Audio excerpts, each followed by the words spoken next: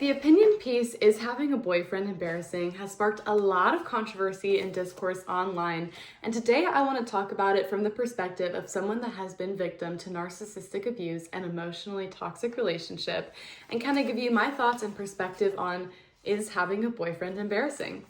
So this article was released in end of October in the British Vogue edition, and the main message is, having a boyfriend and posting about a boyfriend online has no longer become a symbol of status or worthy of praise. In fact, more women are seeing it as a detriment to their own well-being to be partnered up with a straight man. One of the first things I noticed in the article is the phrase, which I boxed in right here: "Women are rewarded for the ability to find and keep a man." They were rewarded. I said, yep. We are sold from a very young age that there's this Disney fairy tale where you go through your life as a beautiful maiden, just awaiting your Prince Charming to wake you up and kiss you and bring you lots of happiness and joy. And that narrative has been challenged a lot recently. And you'll see that more and more children and women and young girls are believing that, look, maybe love is for you and maybe it's worth pursuing, but not more so than your own life, not more so than your own passions, your own career. We're starting to decenter this idea of romantic love, and I am so for it because yes, I want a partnership eventually, but the one that I had, that I experienced for 4 years basically, with a diagnosed narcissist nearly killed me. So decentering that and focusing on other aspects of your life and flourishing and growing definitely shifts the perspective of people of having a partner, having a husband, getting married is not the end goal for single women anymore. What she talks about is how people are still posting their partners, but they're finding that it's embarrassing. This is for a few different reasons. One, you feel boastful because the dating landscape is horrible. It is, trust me. Two, that it decreases your sort of clout, your social status as a woman in this day and age. And also, people are doing these things called soft launches, where they are posting their partner, but they're cropping their face out of it. And this might be because if you break up, you get embarrassed, you don't want that online forever. So it's really interesting to see people are posting their partners less and less, and the way they are posting them is more careful, more guarded, and more protective of their own public perception. And also, should they break up, the readiness to delete those pictures and not have it so public. Shared in the article with a quote, "Others were concerned about the relationship ending and then being stuck with the posts." I related to this heavily. When I was engaged to my partner, I had multiple posts of us up. It was a toxic, terrible relationship, but nobody wants to portray that side of things. So I definitely tried to post happy moments and post photos of us that made it seem like we were so in love and we were such a strong couple and everything was la-di-da, dandy, amazing, when behind closed doors, I was being abused and betrayed and let down and lied to and manipulated and gaslit. So there is that protectiveness of, if you don't post your partner, you don't have this weird, what do I do with the post? Do I delete them? Do I delete my profile? When I left my partner and called off my wedding, I just deleted all of my personal social media accounts. I didn't even delete the pictures. I just completely deactivated them, haven't gone on since. And no one can access those photos or those previous accounts. And yeah, it was hard. Another reason, she says, is some feared evil eye, a belief that their happy relationships would spark jealousy so strong that other people can end the relationship. I don't believe in this. I am a spiritual woo-woo girly, but my ex refused to post me online. It was one of our hot button topics in the relationship. And this is the excuse that he gave. Oh, he's just too private. He doesn't want people watching what we do. He just doesn't want judgment or anything.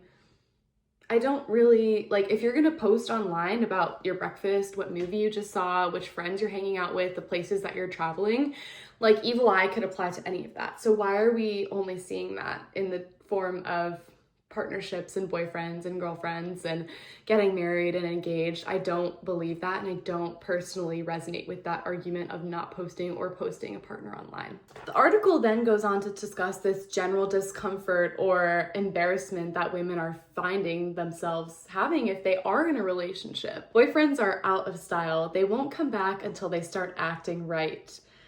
I find personally, and I know a lot of women that absolutely refuse to date again unless they find an aligned, self-assured, evolved, healed, masculine person.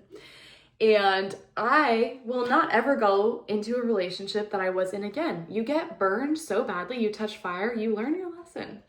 And women are deciding more and more that, hey, this is not the life I want to live. I don't want to be abused. I don't want to be neglected. I don't want to be talked down on or not seen as an equal or treated with respect. In my opinion, it should be reframed as having a partner is embarrassing. Having an abusive partner that walks all over you and makes you question your own self-worth is embarrassing. But I think this is one of the missing pieces in the article. We cannot lock ourselves in these extremes all the time. And I see this a lot in society. And of course, I'm guilty of it too. We want to be so aligned with one or the other. You're either this or you're that. You're in this political party or you're that one. You believe in global warming or you don't. You want a boyfriend or you think it's embarrassing. I think there's that middle ground which we need to come to again, which is you want a partner, maybe you want to show them online, maybe you don't, but the root of this article is saying women are no longer settling and no longer centering their lives around these kinds of partnerships and bonds. And I agree with that.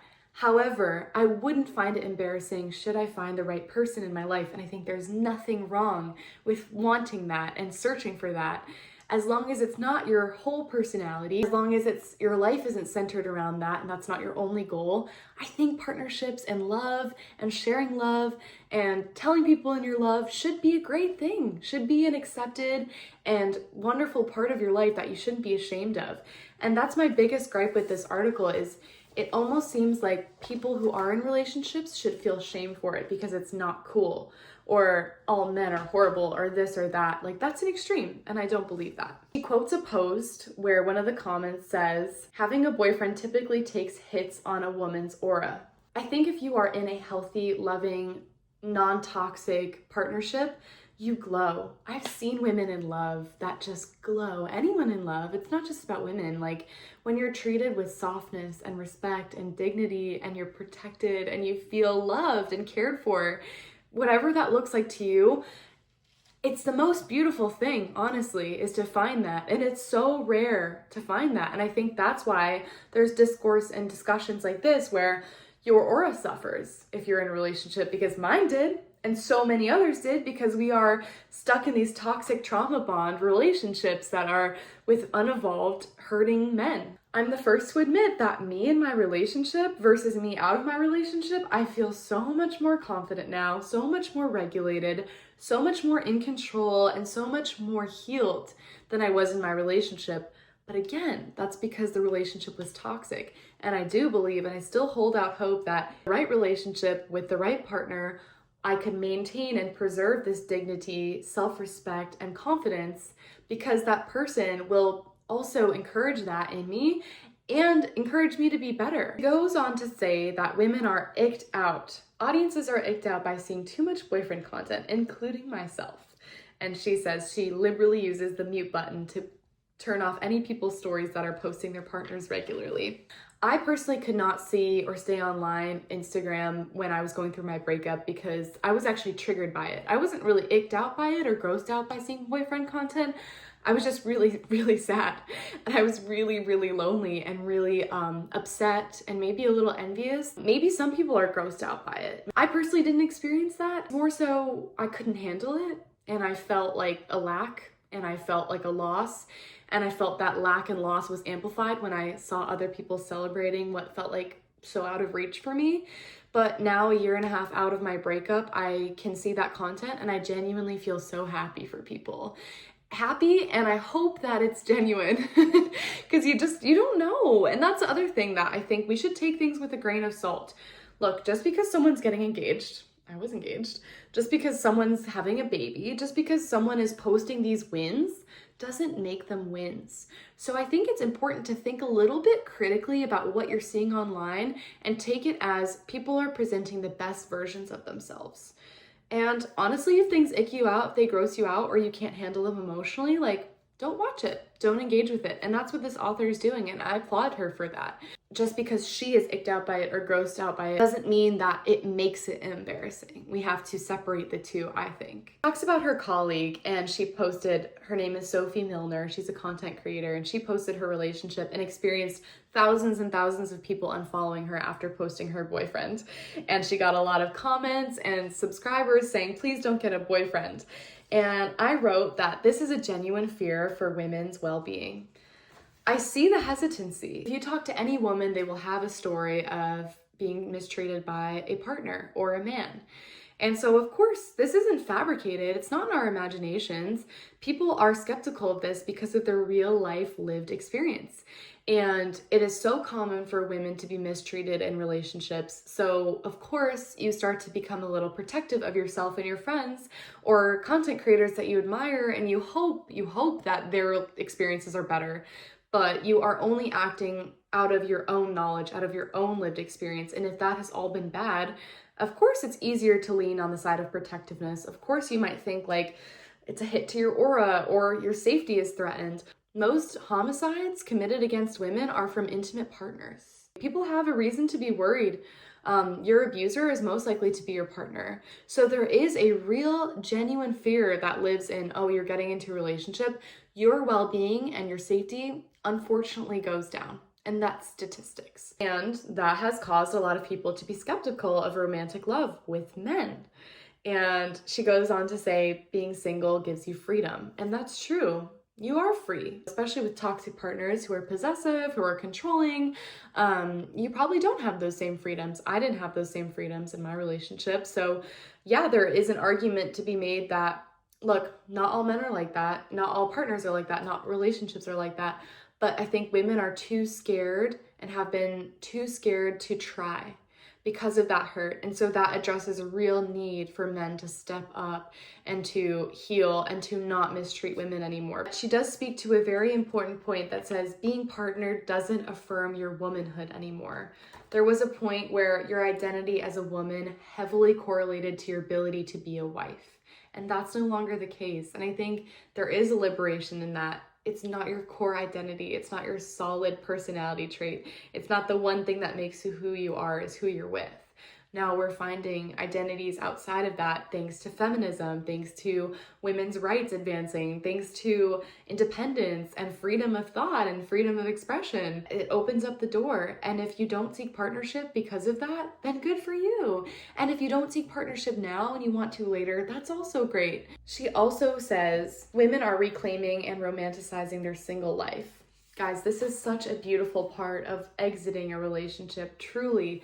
I know when you're just going through a breakup, you feel this huge loss in your life. You feel like your best friend is gone, your lover is gone, your future is gone, your past is gone. All of these memories are just washed away like that. But honestly, there is a beautiful part of reclaiming yourself and reclaiming your identity and coming home to yourself when you are single. And I have learned how to do that. I went on a solo trip for the first time. I lived in a country by myself. I moved 3 times after my breakup, and all these things were really transformative and helped me understand, like, I'm an independent queen. It's empowering. It's liberating. I don't need anyone. I want someone. And when that want is aligned with what the universe has in store for me, I think it's going to be amazing. But in the meantime, I'm not centering my whole identity and making every decision in my life to find a partnership, because like this article does a really good job of saying, partnership is no longer what women need to or should be or even are applauded for doing. And I think that's amazing. All in all, I think this is a really groundbreaking and important article that really captures what a lot of women are experiencing. And I'm just really glad that it sparked this discussion of, you know, there's a lot of debate on the male loneliness epidemic and, you know, men are so lonely and women don't want to get in relationships anymore. That's for a reason. That's for a reason. A lot of us are no longer willing to tolerate abusive, toxic, harmful behaviors from men. Hopefully this will trigger a generation of healing men that if they want to be less lonely and if they want to be partnered just as women do, then they're going to have to start treating women as equals and not just saying that, but acting on it. And I think there's a lot of opportunity for men here to see women's genuine fear, apprehension, and also empowerment in that our lives no longer revolve around who we're with. I'm really glad to have read this article and shared my thoughts with you guys. Thank you so much for staying tuned. Subscribe for more content on all things healing, confidence boosting, recovering from narcissistic toxic relationships. I'm your girl in that journey. I love you all so much, and I'll see you in the next video.